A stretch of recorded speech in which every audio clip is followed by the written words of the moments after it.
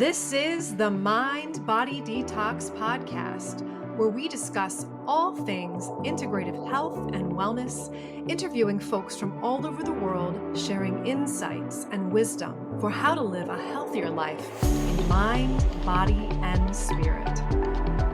Welcome back, everyone, to the Mind Body Detox Podcast. I'm your host, Mind Body Medium Kara Lovehart. And in this podcast, we're going to be deep diving into the intersections of wellness, energy, and transformation. And specifically today, I'm thrilled to introduce a fascinating guest who has dedicated his life to natural health and holistic healing. What better of an individual to be on our show, right? Martin Pytela. So Martin is a health coach, a natural health and holistic healing practitioner, biohacker, and the founder of Life Enthusiast. This is a wellness brand dedicated to restoring vitality through cutting-edge natural therapies. And his journey into alternative healing began as a personal mission. And these are the best guests we have on the show, right? We go through our own healing journeys as practitioners and providers and come out on the other side with lots of wisdom to share with you. So after facing a debilitating health challenge that conventional medicine couldn't resolve, we've heard this before, right, folks? He took matters into his own hands, diving deep into detoxification, frequency medicine, love that, and mineral balancing. So for decades, Martin has been at the forefront of holistic wellness, educating people about the body's innate ability to heal and the crucial role of cellular regeneration, structured water, and high vibrational nutrition. So in this conversation, we're going to explore the power of energetic healing, quantum wellness, and how to optimize your body for longevity and vitality. If you're ready to understand mind-body medicine a little bit more, we're going to dive into talking about specifically metabolic typing. So I'm going to stop here, Martin. I'm going to bring you on. I just want to make sure that introduction is good for you. Okay. All right. Wonderful. All right, back to what I just want to make sure we're on point. I'm really giving you an introduction that feels good for you before we continue here. All right, so we're going to bring Martin on today. We're going to talk about metabolic typing and specific questions that we often hear around this. And if you are not aware of what metabolic typing is, of course, we're going to enter into education and awareness of what that is. So let's bring Martin on. Hello. Hey, pleasure to be here. So let's just start back at the beginning. Let's tell us a little bit about your journey and what brought you into this type of work, and we can segue into the metabolic typing. Sure thing. Well, I grew up in Eastern Europe after the war, born in 1952, only 7 years after the war ended. So the echo of the World War II was still reverberating through the world. I was 11-year-old when they shot Kennedy. So, that sort of thing. I grew up in a family in a rural setting. My dad was a veterinarian. He and I talked about science a lot. He talked about vaccinations and Robert Koch and his principles, and I think they're called postulates and stuff like that. So I grew up believing in science, but I also grew up in a police state, the communist paradise behind the Iron Curtain. And when I became mature enough to understand what the heck that was, I couldn't stay. I had to leave. So I became a refugee, left under the United Nations programs, and landed in Canada. And after a year's stay in a refugee camp, really interesting life experiences. But anyway, I got a job in a sawmill because I was not talking the language too well. So I was using my body as a physical tool. And 90 days later, I had my health insurance and dental insurance. I went to the dentist and they said, "Do you have insurance?" And I said, "Oh, yes, I do," excitedly. I was so naive. And so they scanned me, x-rayed me, told me I needed a whole lot of work. I don't know why the other teeth that they never worked on never needed additional work. But then they asked me, do you want the silver fillings or the white fillings? And I said, "What's the difference?" And they said, "Well, the white ones last 10 years, the silver one 20 years. And I said, "Is there any other difference?" "Oh, yeah, the white ones cost extra. They look more natural." I said, "Well, these are at the back of my mouth. I don't care." Well, I did not get told that it was silver mercury amalgam filling, mercury being the most toxic thing you can put in your body. And then started the decline. And it started first with herpes breakout on my face, and a cold, and a flu, and a plantar fasciitis, and carpal tunnel syndrome, and back pain. I mean, serious back pain. I would go into a spasm so bad that I would sleep face down on a rocking chair and crawl on all fours from it to the toilet and back for days on end. Well, anyway. Well, I'm curious too. So, of course, all the physical symptoms that are apparent when people have heavy metal toxicity. Did you notice any cognition issues, any changes in your mental state? Oh, What yeah. happened for you in that journey? Because that's a big thing that people don't always relate to heavy metal toxicity. Really dark, dark moods. I was suicidal for years. Yeah. Yeah. That's one of the things that I talk about on other episodes. So, my father, he actually had mercury fillings, and part of his journey was when he got them, it was in probably a couple of years that then we go down the rabbit hole of all the mental health diagnoses and ups and downs, and then then getting on the road of like medication and inpatient treatments and all that stuff. And me being, the daughter of him later on, I went down the natural health route, and I didn't have mercury fillings, but I had lead poisoning because we had lead in my house as a kid. So I grew up with that. So much of my journey was doing a lot of this work, and I'm really excited. Even if we go down the rabbit hole and still talk about metabolic typing, but even brush on this too because it's all connected. Mhm. So I'd love to hear a little bit about your journey as far as how you transitioned and what were the treatments protocols and what Right. then brought you into working with the metabolic typing too. Yeah. I was really convinced of the goodness of the guys with a diploma on the wall and white coat on. I really did not want to believe that they were evil. And so I first went to the surgeon, the orthopedic surgeon. He shot me up with cortisone, and for 6 weeks, I didn't feel the pain. And then it came back worse than before.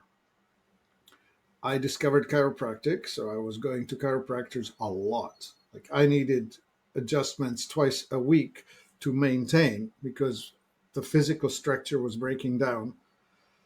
And so I would be put back together and then I would lose it. And back pain and out of pain and back in pain, mild pain at 2 out of 10, switching to 8 or something like that.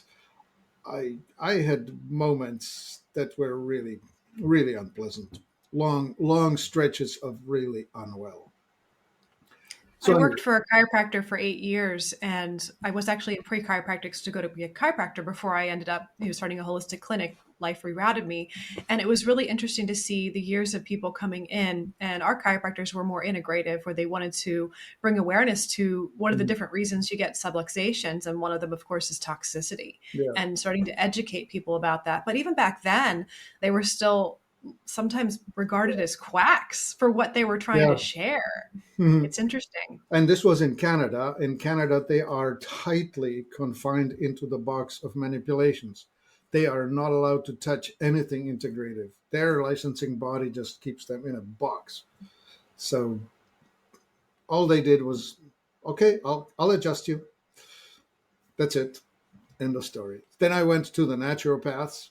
Again, a whole bunch of questions. I was getting allergies, seriously bad allergies. I wanted to gouge my eyes out. Um, yeah, I started gaining weight. My teeth starting to go. So I had periodontal disease. I was gaining weight. And I kept still trying to use the mainstream people to help me. And then one day, that this was the allergy days. I went to the doctor and I said, "Doctor, you have something for this?" He said, "Yeah, Sudafed." And I asked, "Will that cure me?" He said, "No, you'll take that for the rest of your life." And finally, I had this epiphany. Uh, the schooling I took is computer science and business administration, so I'm a systems analyst by trade. And it was this: analyze this. And so this was the moment, like the dark moment of, I can't carry on like this. I'm just going to have to leave the world or fix this. And so I took things in my own hands, so to speak. And I started reading a lot of literature. I went to the nutritional route, the natural hygiene, Kellogg and Jensen and all these old things. I went on a kick with what's their name? Diamonds. It's called Fit for Life. Um, Fit for Life. It's a part of the food combining story, which is taught by naturopaths. I saw a lot of alternative treatments because I totally lost my faith in the mainstreamers. And the reason was they never asked what the cause was. They would Yeah. just stick to the symptom and never investigate where this came from. So I finally figured it out. I tracked it back to the mercury because I had me a hair trace mineral analysis done, and it was mercury off the charts. And I thought, okay, where did that come from? I didn't eat a lot of tuna. And then finally, ta-da, oh, it's the dentist. Yeah. And then I discovered that zeolite, clinoptilolite specifically, is a binder that will take the heavy metals out. So I went on that, and I discovered a chiropractor, Dr. Vickery, who designed a free-form amino acid product which compensated for the breakdown of the tissue. So with the free-form aminos, I was able to get healing on the weakened discs. So all of a sudden, well, what should be said, right? The heavy metals go into low circulation tissues, which is fat, ligaments, tendons, bones, and the discs, of course. So all of that was getting weak and poisoned. So we started undoing it. And of course, one other fat tissue is your brain. Yes. And I had loads of that in my brain. And my first foray into detox before I found this zeolite is I went the homeopathic route. I got me a custom homeopathic, and that triggered a rapid detox. And you should have seen the mayhem because all of the metal that was sequestered into the hiding places started getting pushed back into circulation. And Yes. my sensory um, signals were getting messed with. Like it felt like I was walking under a glass dome. My hearing was altered. My perception was altered. The worst one was I couldn't tell if I was peeing or not. And I was working in a corporate office, suit and tie, polished and all of that. And I remember this one event is I'm standing at the urinal doing the job of urination. I'm thinking, okay, I'm done. So I shake, zip up, and turn away to go to the sink. And I look at the mirror. No, it was still running. All of a sudden, I just peed my pants, like disaster, right? So part of your journey was, because this is really a part of the journey for many people I talk to that have this heavy metal toxicity. Mm. We getting in these altered states of consciousness, losing track of the body sometimes being disassociated and just not having the awareness because your body's kind of in this fight or flight, like trying to just survive because it's Mhm. being poisoned. Yeah, all of that. Yeah. All of that. That's just a really interesting thing, and I will mention to people one of the things I work with. So I'm a psychic medium, and I don't like that term because it's loaded for a lot of people. It has a lot of negative connotation, but really, I tell people it's just because I had heavy metals. I said my nervous system is now so sensitive to all this extrasensory stimuli and all the people saying I'm a highly sensitive person or I am an empath or my nervous system, I have sensory processing disorder, all the different labels. I say there's a lot that can be from trauma, life trauma, but also just trauma of the tissue in the brain and things are just being hijacked.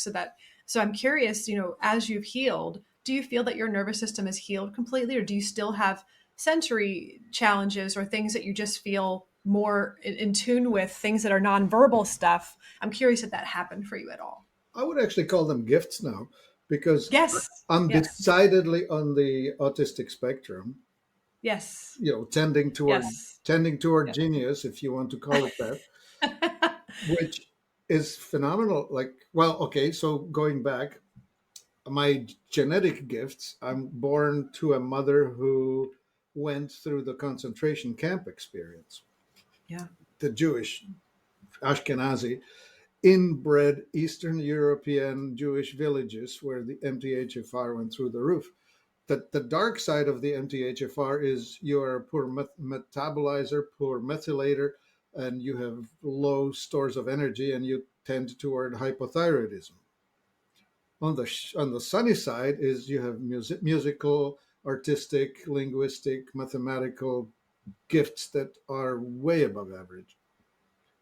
Yep. That's actually my background. Like that's genetically, epigenetically what's been passed down. I have, Jewish in the background, and then we got the MTHFR genetic mutation, but completely resonate with that. And I think it's interesting having sort of like, I don't want to say extrasensory or high sensory, but also high intelligence. The systems thinking, even with your background and training, I think that's the one thing that's really supportive when you start out on this journey and you don't have medical doctors or professionals that are helping you connect the dots, because not everyone has that system thinking ability to connect and start to see how it's all there unless they really take matters into their own hands and start to research. It's a Right. really interesting path and journey. Hmm. So But I went both ways. I went both left brain and right brain. And so in my right brain, I went into yoga and meditation and intuitive. I mean, I am deeply willing to go into intuitive and just start talking. And it usually is on the spot. I just trust it. I don't yeah. know that I don't know why I know it, but I just simply allow it into my consciousness and it's usually right. And I can confirm it with facts or confirm it with data, but the intuitions are usually right. And I think that's one thing that I'm always opening up and inviting these conversations to have on this show, because sometimes we have guests that come in that won't touch that with a 10-foot pole. And I'm here like, we really need to integrate them. Like I'm bringing more doctors and people that have the credentials, right? So that people can have this trust and credibility for it. And that's just the system that's been created, that we have this programming that is the thing that's trustworthy. And we're kind of dismantling that as we speak. Like Yeah. it's an amazing, continue to have that. But I'd love to talk about that. Let's Yeah. go into your experiences with that. Yeah. I was super lucky to meet some clinicians who were really good clinicians, people who work in the field.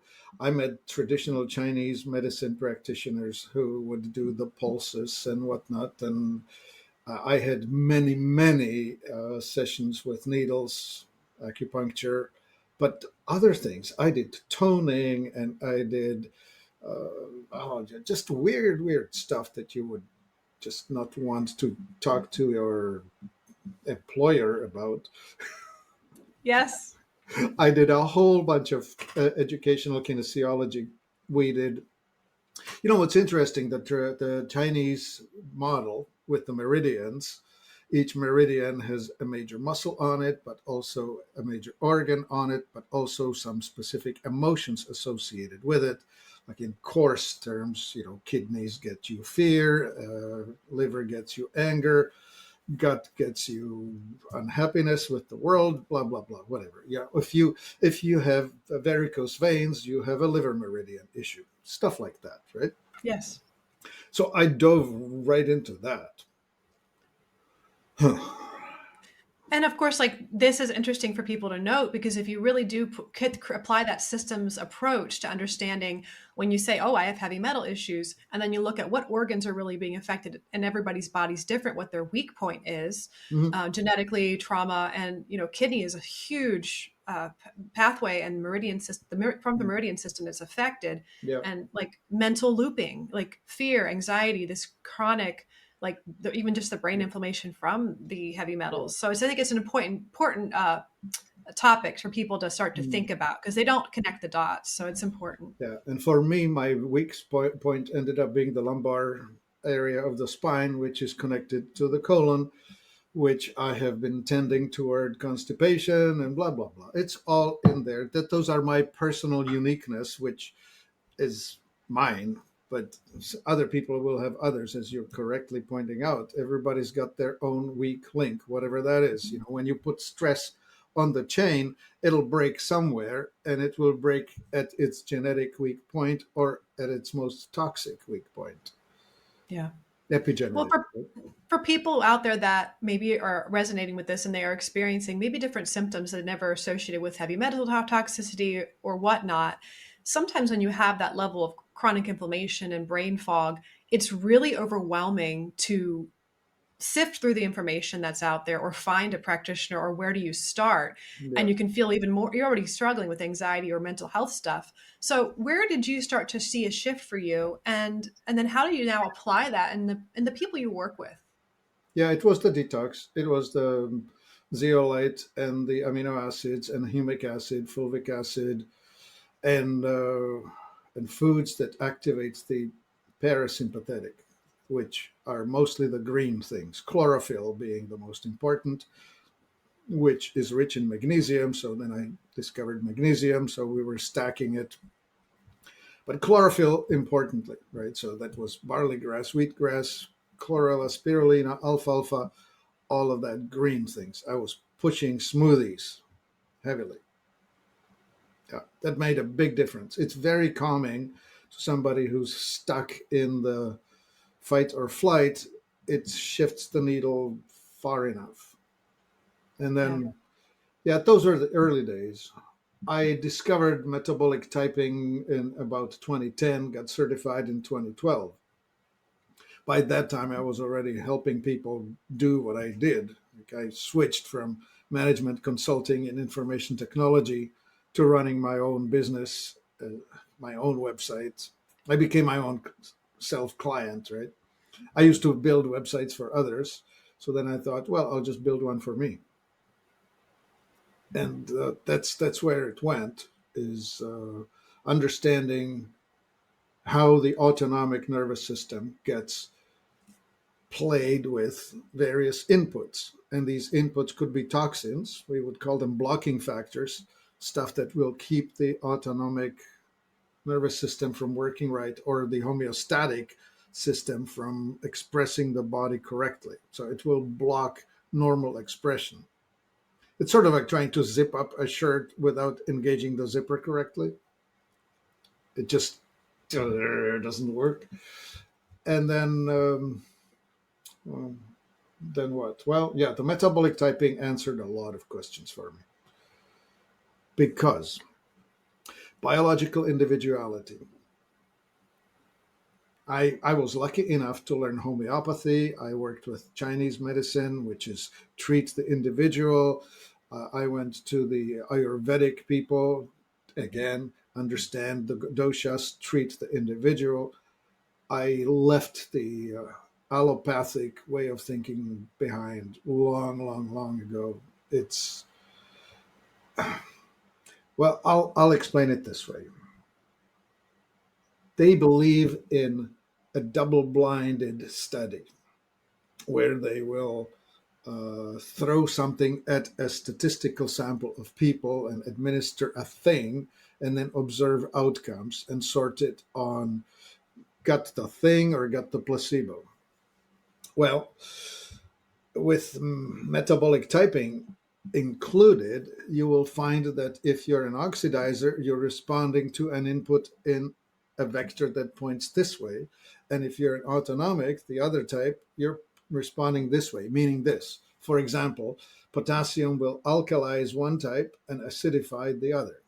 Or fat, lipids, will alkalize the oxidizer and acidify the autonomic.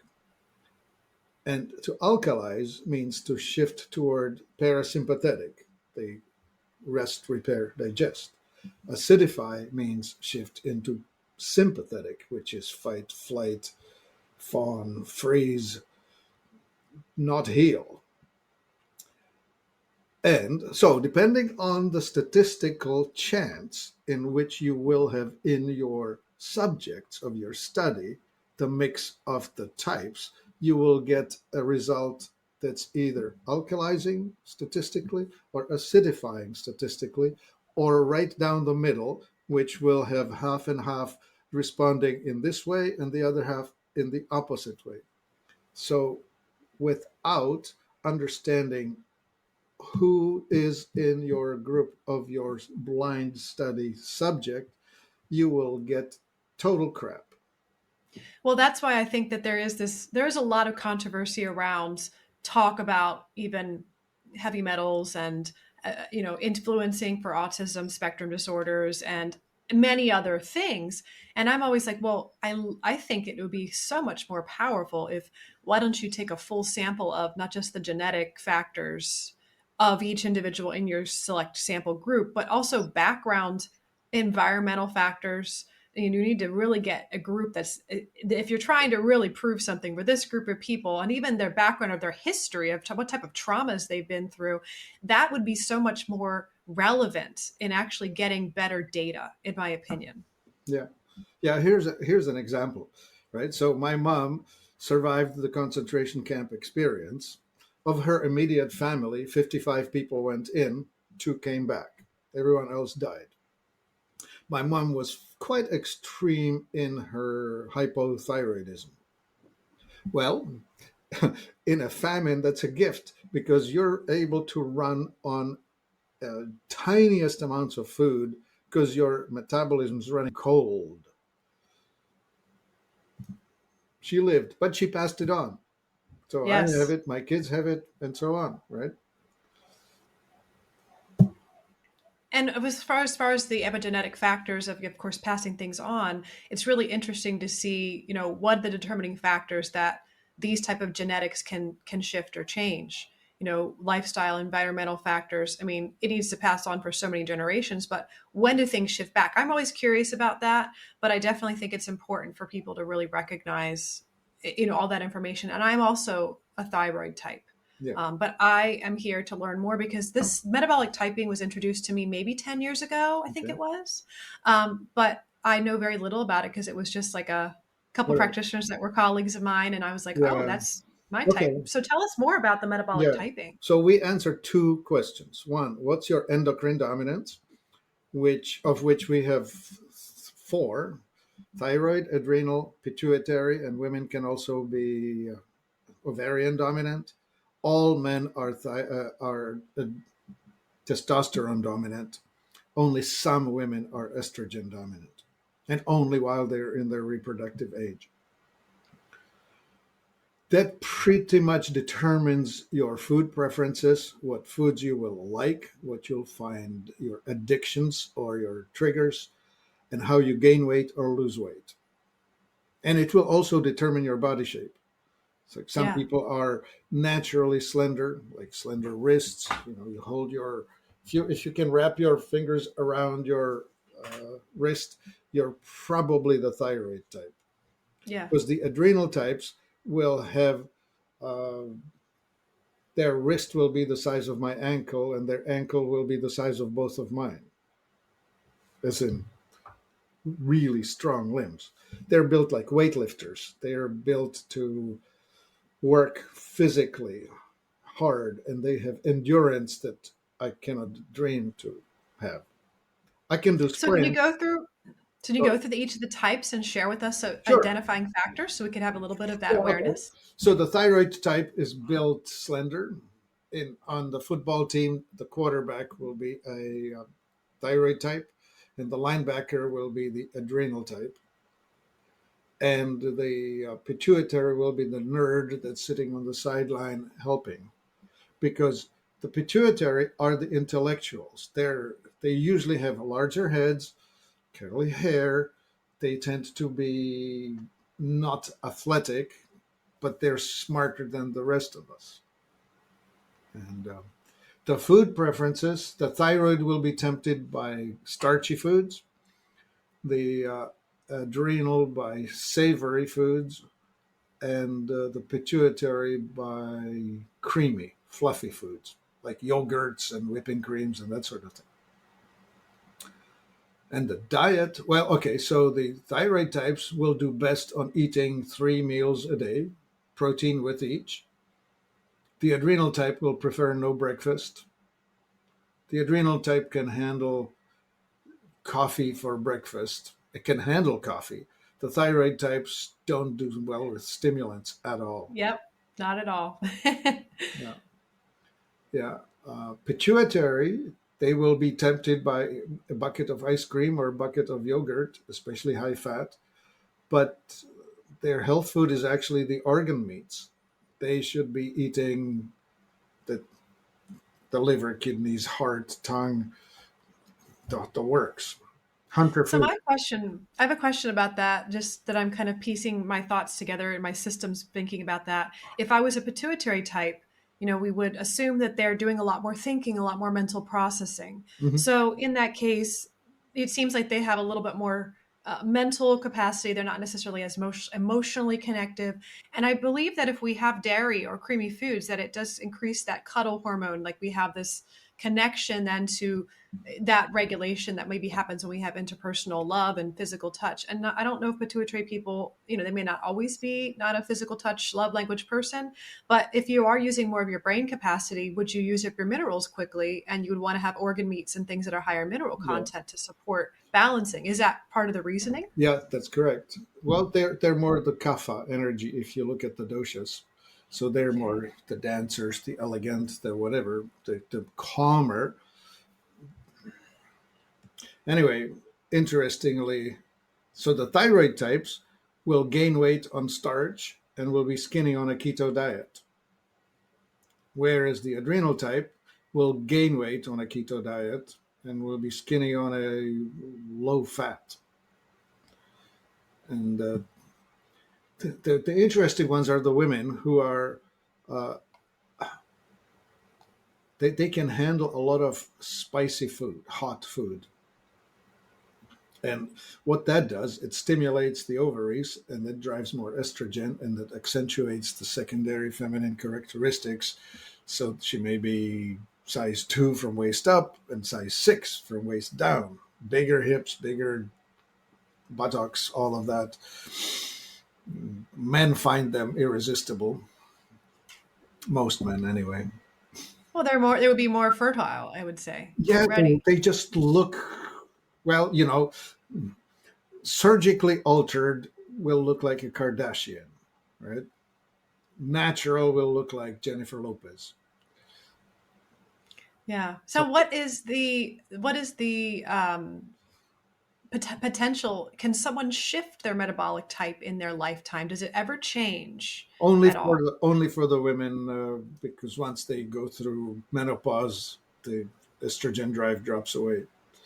Okay. But no, it's pretty much there for life. Okay. The Western have been using ectomorph, mesomorph, endomorph. Those are the characteristics, right? The thyroid types will look more like a volleyball player or a basketball player. The woman will look like the Victoria's Secret model. All of them are thyroid types. I don't know who in the society decided that that is the type to choose, but that's how it goes. Whereas the adrenal types, they will be like the gymnasts, like Simone Biles or Sean Johnson, if you want an older generation. That will be the adrenal type. They have explosive strength, explosive power, but they're built stocky, wide, massive, deep chests, not shallow. Like for me, I mean, I'm flat like a board. I don't have chest this deep. I'm the thyroid type. Yeah.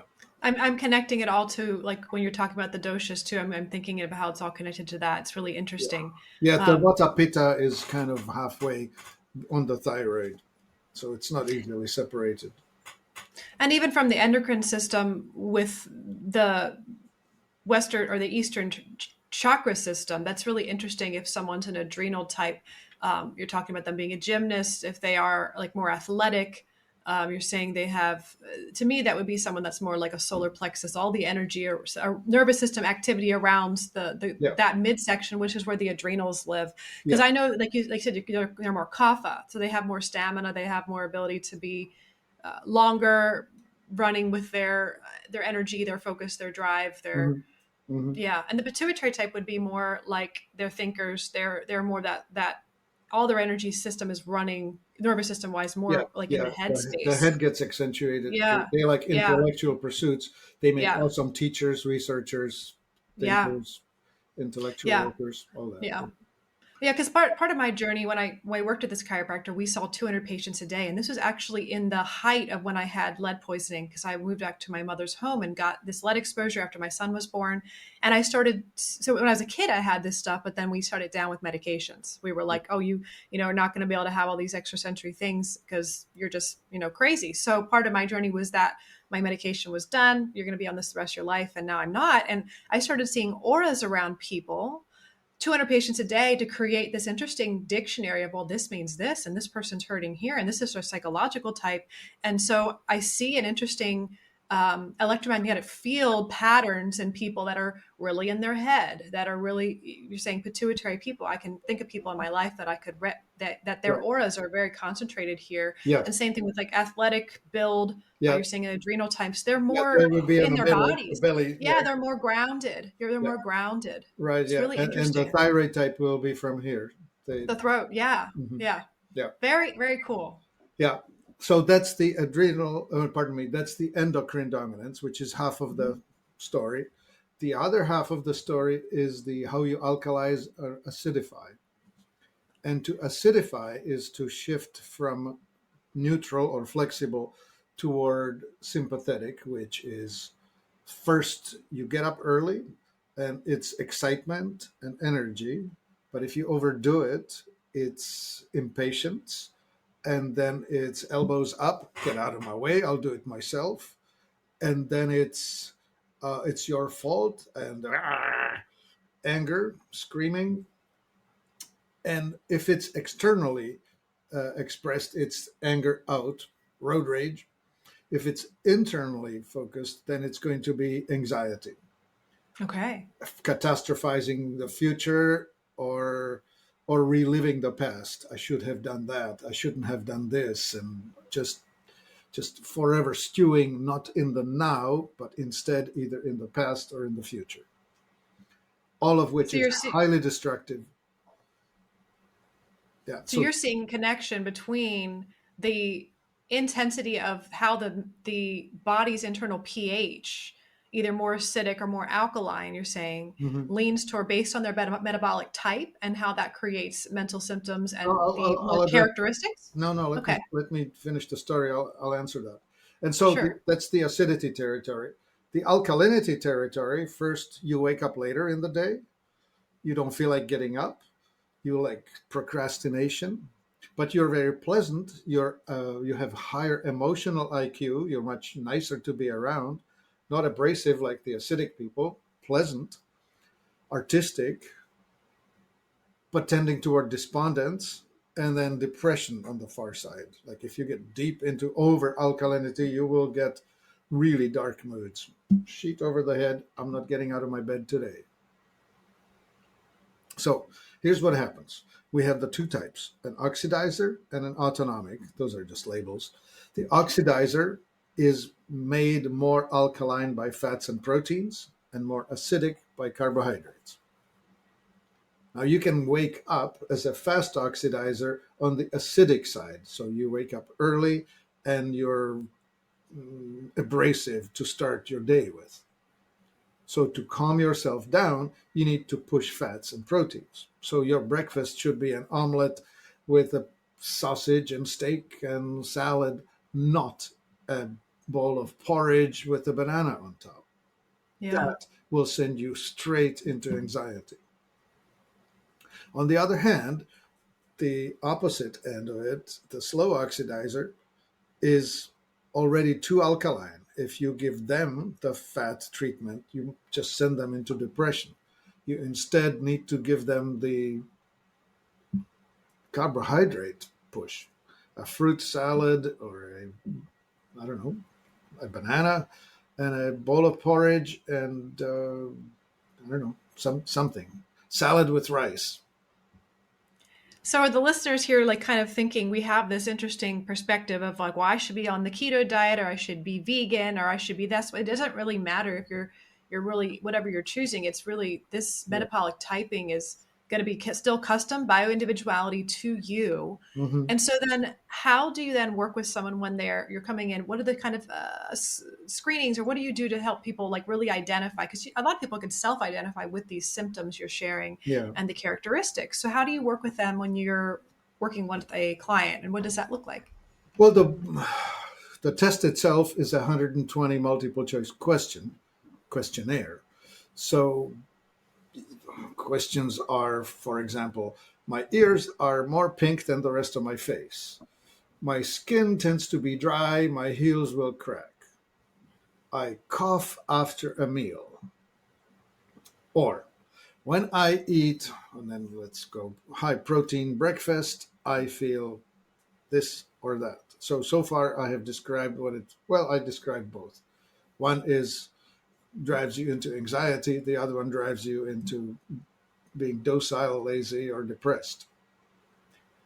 And so you can do the challenge. You can challenge yourself with a fat protein push, like take a spoonful of coconut oil and eat that. And 20 minutes later, you have your fats make me answer right in front of you. You will either calm down or become more agitated. And then you reconfirm it with the opposite.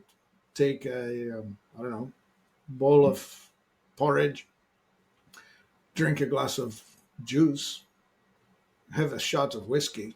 That'll take you there in 2 minutes, right? So when you're working with this, then how would someone then integrate into adopting their metabolic type? What are the practical steps that maybe they could take to Well, so you incorporate find into their daily yourself, routine? yeah. We have this sheet. It's called DCR, Daily Check Record, or Diet Check Record. On it, we have a whole bunch of questions. And one is uh, an hour after I ate a specific meal, I feel smarter or less smart. My IQ is down or sharp. My emotions are, I don't know, I'm speedy or I'm slow. Those kind of questions, right? Like you're either drifting in one direction or the other. There's just nothing in between. So let's just say we'll have a potato, which is a pure carb, very high on the glycemic index, and we'll add to it some sour cream and butter and bacon bits. Those are going in the opposite direction, right? So one foot on the gas, one foot on the brake. That's going to be an indeterminate meal. So we'll take it apart and we'll say, okay, have the potato alone and have the bacon bits with butter alone. Let's see what happens now. And something will happen. You will have your answer. And then you can decide how you want to steer, right? It usually isn't a huge difference. It usually is just slight. So some people will go and have themselves, I don't know, a lunch. And if the lunch has high ratio of carbohydrates and they will be falling asleep an hour after the lunch, they are the autonomic type. And if they want to be not falling asleep after a lunch, they need to not take the carbs. They need to have a salad with a piece of salmon on top. Don't eat the bread.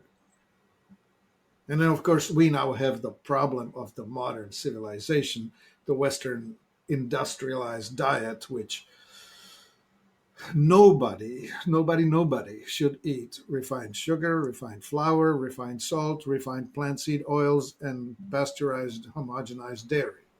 It's nobody's food. That Yeah. will hurt everyone. Well, and unfortunately, most people, when they hear that, and I've worked with people for so many years that that's really a big, like, what are you talking about? But it's unfortunately, we see that until people have chronic health conditions and they're like, crap, I really have to make some changes here, that they end up doing it. And it really makes a huge difference for them. Yeah, yeah. Most people will do the lazy thing until they are no longer able.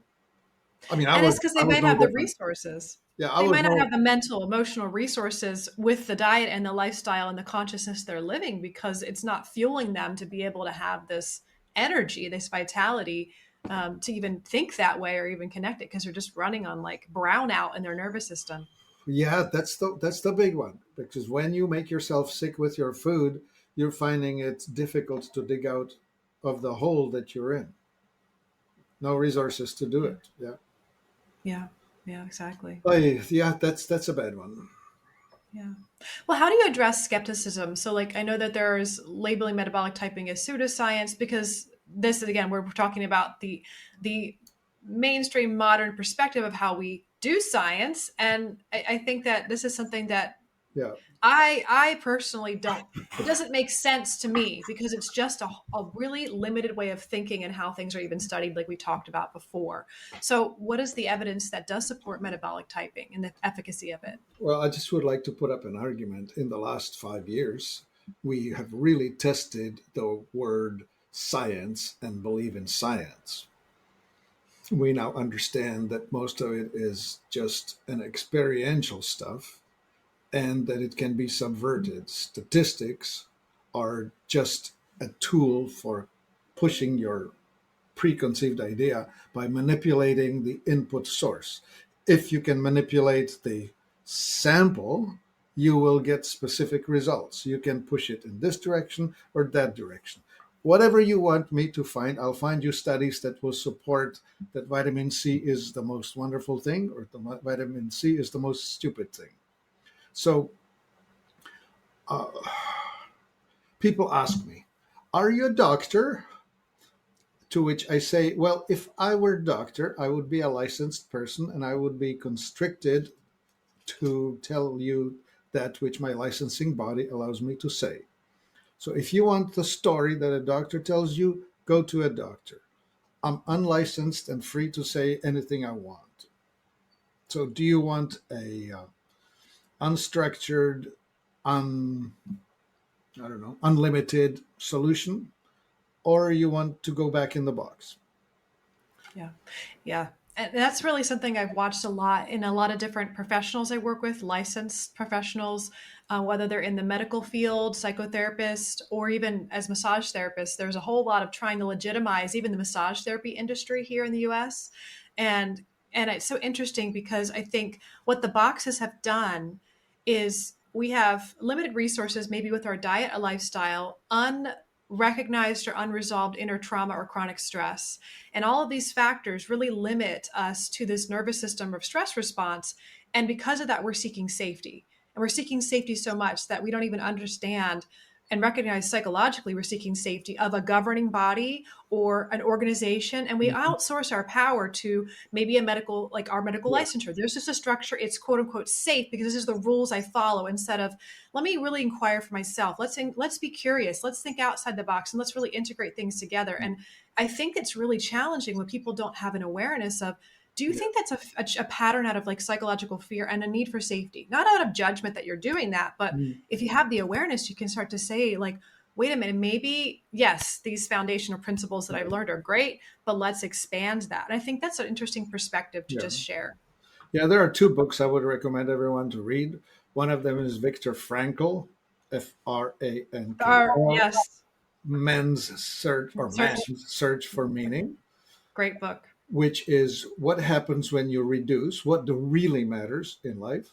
And the Yes. other one is Eric Fromm, Fromm, Escape from Freedom. And Okay. that is a book more about the societal. What happened in Germany, what happened during World War II, when people just went along with Führer knows best. Yeah. When you give, and you just said it well in your own words, is when people seek validation, and it's like daddy will take care of it. I don't have to think. And it's there's a huge difference between the liberal type of thinking and the conservative type of thinking.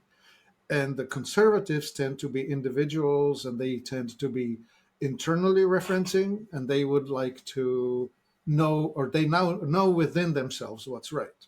Whereas the liberal style of thinking, they are externally referencing. They will ask you, well, what do you think? As opposed to, I know I want to go see this movie today. That's an internally referencing person. An externally referencing person will say, well, I don't know what we should, what do you think? And if two of them meet, it's going to be, well, I don't know, what do you think? And then they bat it back and forth, I don't know, what do you think? So the main point being is that uh, there's a decent balance. Any virtue taken to an extreme becomes a vice. If Yes. you become overly self-centered, you become selfish to the point of being a total jackass. And if you become externally referencing to the max, then no rules will apply. Anything goes, and you allow crime to fester because you Absolutely. love everyone. Absolutely, absolutely. And I speak more towards the liberal side because we have a lot of people that follow this podcast that are going on their healing journey. They have the sometimes the trauma of not being accepted or rejection, and there is a need for the human animal's limbic system to be accepted and liked in a group. So there's a lot of people pleasing behavior, not setting boundaries, not individually thinking for yourself. And again, there's no when I speaking about this, I'm not ever condemning anyone in this space. If you're in this space, it's more like, hey, let's bring self-awareness to this, because that's where you're going to reclaim your power. And that's what this podcast, obviously we're talking about this topic, but my whole life, this is about consciousness. Yeah. Like everything I do is about consciousness, and it is self-awareness, like you taking personal responsibility to work with someone like you to learn about your metabolic typing and have this empowerment and the experience of, Mhm. wow, eating these foods. And it does take more responsibility, and that can be scary for people if they're already overwhelmed and not as resourced in their nervous system. But when you do that, you start to get more and more awareness, more and more Yeah. regulation, and that's what we need to Yeah. see. And I really lean towards that. Yeah, I understand.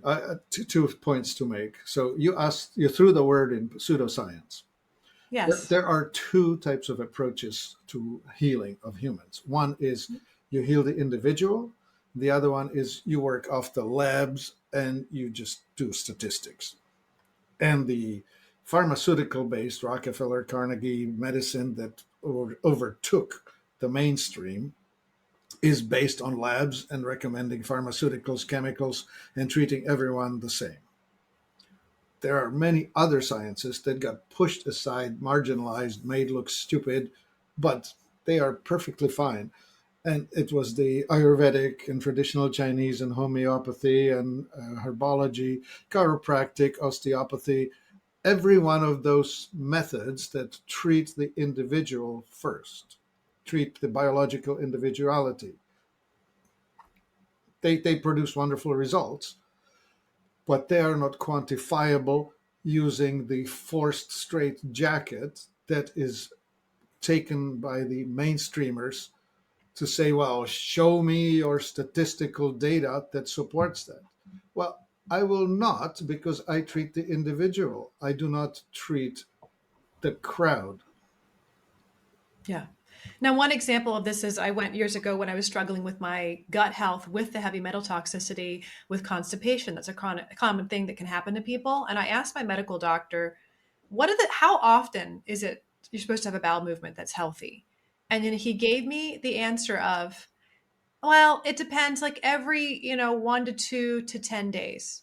10 days, absolutely, hands down, is not acceptable for someone. That's, unless you have some sort of bowel restriction or you've had something that happened to you that, like as an individual, Yeah. this is a structural issue. Get taken care of. Like, and then I looked at, I said, how did you get that data? Well, it's basic on like the population of the United States, or this is what's the average. I said, but this is what's average in an unhealthy population. So Yeah. you're taking statistics of what Yeah. this is completely. So that's an example that might be Yeah. helpful. And this is also the danger of these reference range that they publish in the lab tests. Because a Yes. reference range for a mostly sick society is going to have you in the middle of a reference range of mostly sick. Yeah. There are such a thing as optimal. Like one example is the TSH, thyroid stimulating hormone. They'll tell you that anything between 1 and 10 is okay. Well, no. Your optimal TSH is going to be either 2.5 or 7.5, depends on you. Yes. Yeah. Yeah. We hear that commonly where women that have the undiagnosed thyroid issues, and Yeah. they go through that whole process until they dive down deeper down the rabbit hole. Yeah. Well, I really am enjoying this conversation. This is, I'm so grateful to connect with other practitioners around the world that are just doing amazing, incredible work. But my question here to kind of move into wrapping up, how do you see the field of personalized nutrition evolving? What are your thoughts? Because do you think that more people are really getting frustrated and sick of being sick and tired and moving more towards this integrative model? What are you experiencing since your work, been doing this for many years? Yeah. I think that the pharmaceutical-based medicine cannot be rescued, cannot be saved. It's a thing, and it will fight tooth and nail to keep its dominance. And so the only chance we really have is when we start something different outside of that framework and allow it to flourish and allow people to discover it and go with it. As long as we get rid of health insurance, which I think is the stupidest invention we've ever made. Well, let me say it differently. We could have health insurance as long as we insure everything or nothing. Yeah. Either way is fine. I actually believe in the cooperative method of insurance where we pool our resources and cover each other, but for all behaviors and all practices. Yes. So that would be my way out of here. As far as what I see the future as, I heard Gary Brecka talk not long ago, and he worked in the life insurance industry. And he said that he read 20,000 different charts evaluating people whether they should or should not be given the life insurance. And the greater the policy, the more investigation. If you insure somebody for 100,000, but for 10 million, you're going to make darn sure that you know how long they're going to live because you need to collect enough money from them to pay out the 10 million. And you want a pretty high certainty that you're going to make it. So there is a depth of data in the life insurance companies' databases. And if we turn the AI into that, we will come back with the answers that will say that every chemical, toxic pharmaceutical will shorten your life and will worsen your outcomes. No doubt. Now, I really love this that you brought that up, because that's one thing I've been in conversation with other professionals in this area, that the future of AI, taking all the data that we know and really integrating it all, is going to be to support the systems thinking that isn't able to be had by some people. And I don't know, who knows if there's going to be cognitive dissonance and they'll just say that's not true. I don't know how they can argue with it, because they're the ones who are supporting this AI model. Like, this is, I have an example to give you. It was 2012, sure. and I listened to the vice president of IBM's technology, John, the last name is escaping me. Anyway, they had Watson, and they said, that was the early AI. And the guy said, we're going to work with Sloan Kettering, and we're going to feed it all of the cancer data we have, and we're going to solve cancer problem.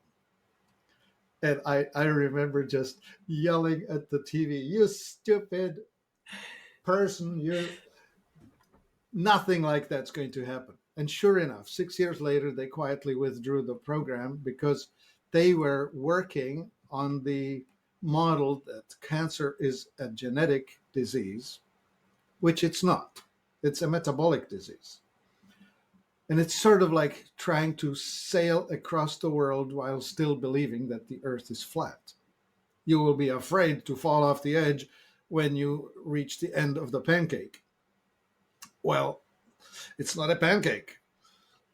And so garbage in, garbage out. So long as you believe or refuse to believe in biological individuality, so long as you ignore metabolic type, endocrine dominance, biological individuality, you will be producing statistically significant results based on the statistics that we are getting right now. And what they're showing us is horrible. The outcomes have not improved. They have been getting gradually worse and worse. Yeah.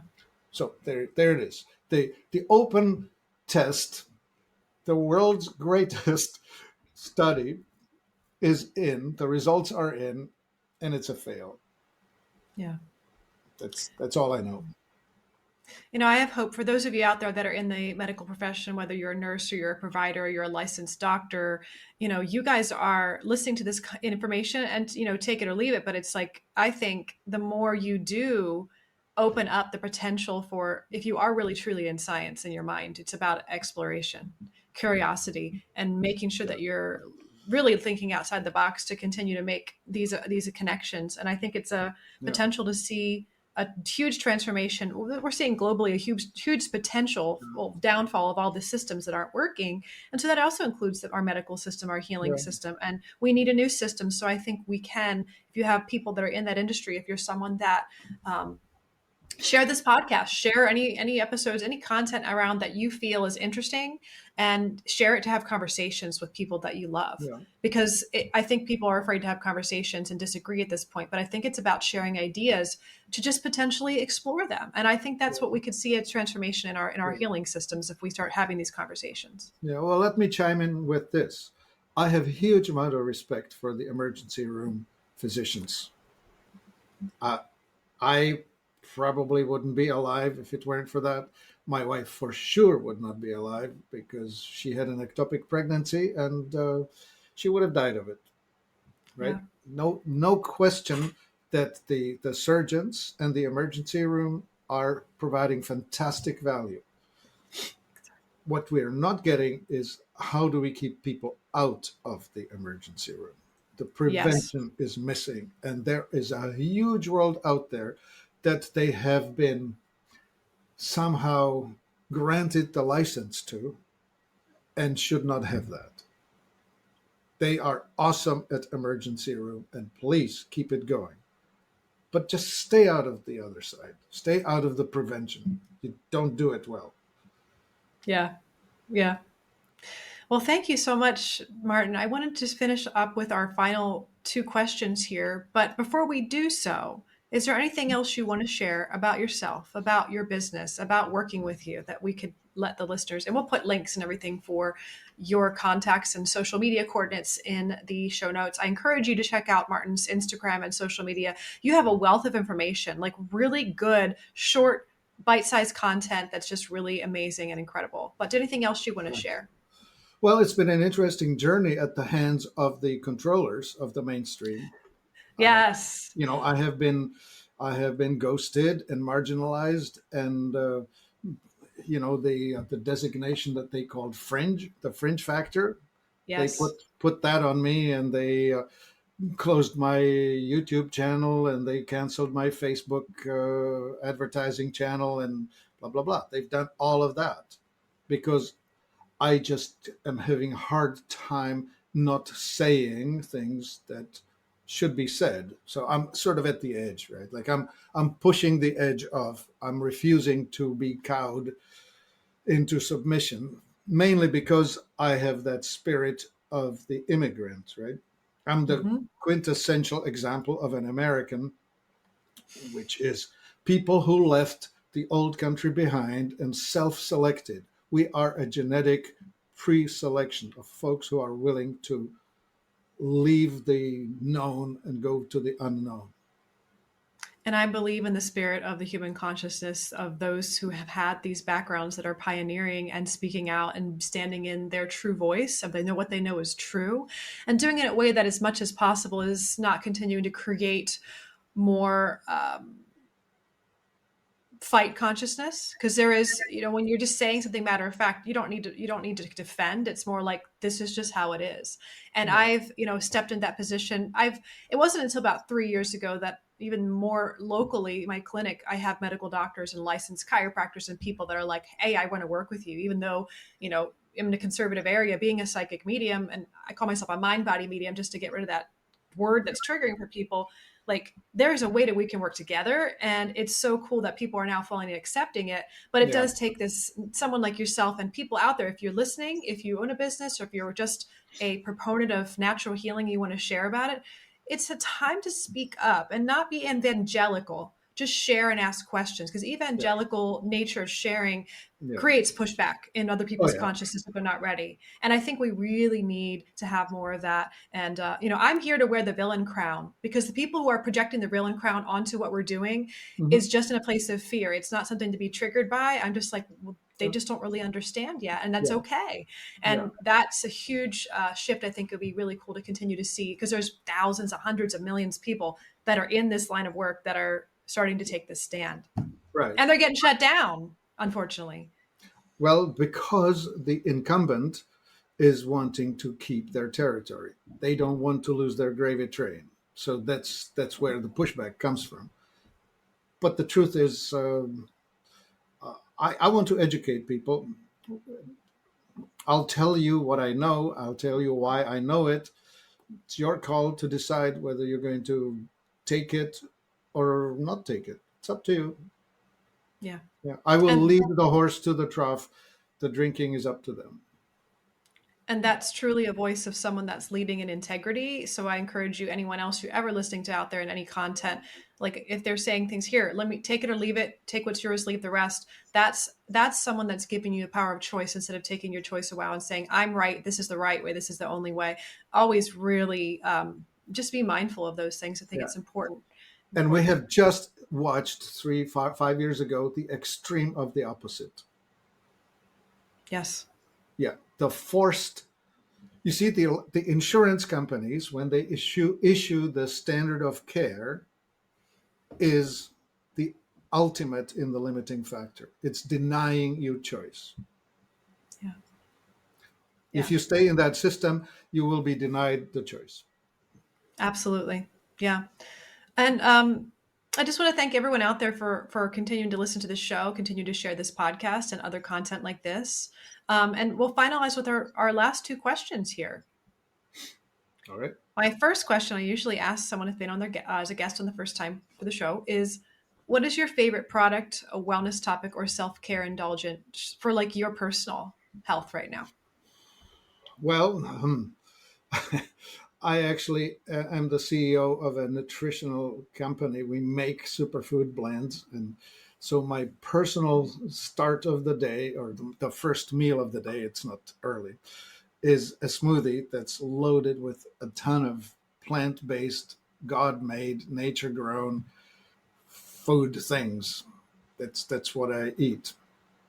And you heard me say things, the 5 things that I should not eat: refined sugar, flour, plant seed oils, salt, and dairy.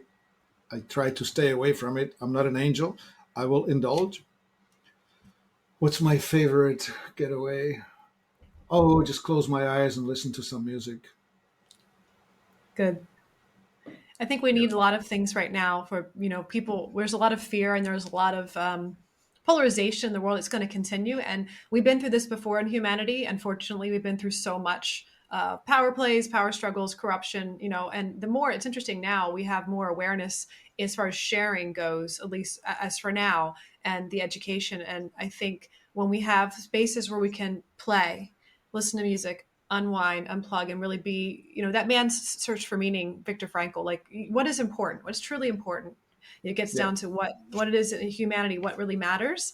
I think that's a nice recalibration space. And ours, Yeah. for our family, it's playing card games. Like that's how people made it through really struggling times. Let's just play card games, not to disassociate and check out and ignore what's actually really happening, but for a moment. This is really matters, connection right now. Yeah. So I love that you're doing Yeah. music. Music is a There huge, are so huge many other source. behaviors that are like that. The rosary, just doing a Yeah. rosary, and just little rituals, little routines, all of which, Yes.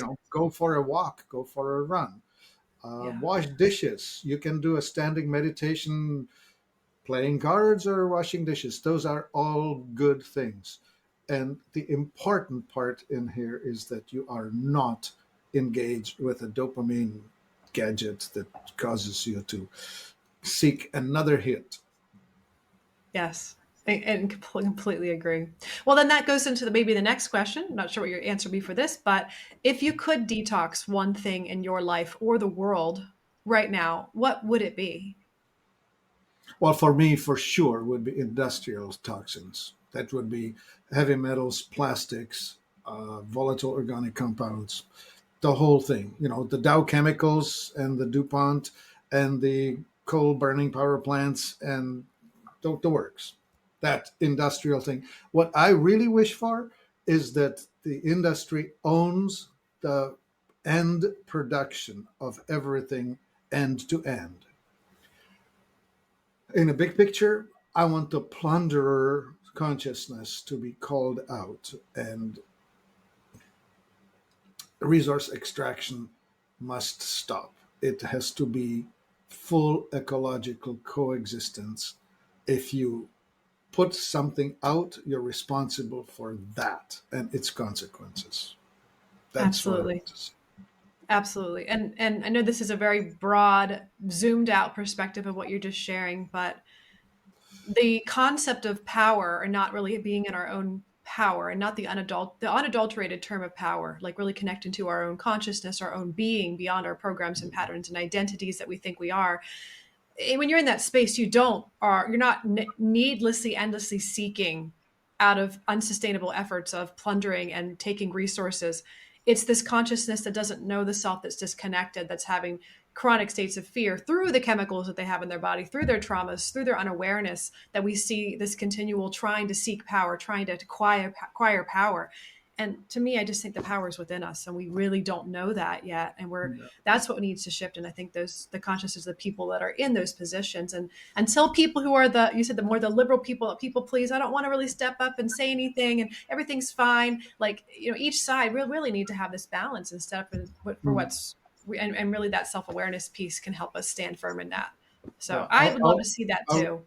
yeah, I'd like to give an example. Every Mhm. city should have its water intake below their water outflow. So their sewage needs to go into the river above the point where they're going to take their drinking water inputs, and extrapolate it into every industry. You will have to take your inputs below your outputs. You'll be fully Yeah, responsible for what you put out. absolutely. Absolutely. And there are so many people in the world that are visionaries in these are different fields, and we're looking to build that. So I'm hoping that we see that for humanity. So thank you so much for doing the work you're doing. And thank you all the listeners for listening. And again, if you love this episode, let us know. Information about Martin and his business and connecting with him and his social media pages. Follow that, like that. We want to continue to make sure that we don't censorship will still happen, but we want to continue to share that. So thanks again for being on the show. My pleasure. Thank you. All right. Yeah. Bye, everyone. Be well until next time, my friends. Thank you for listening to the Mind Body Detox podcast. If you loved this podcast, share it with others and leave us a review. Your reviews help us more than you know and supports us continuing to make episodes and being heard from all over the world. You can also follow the link in our show notes to submit a topic that you would like to hear on the show.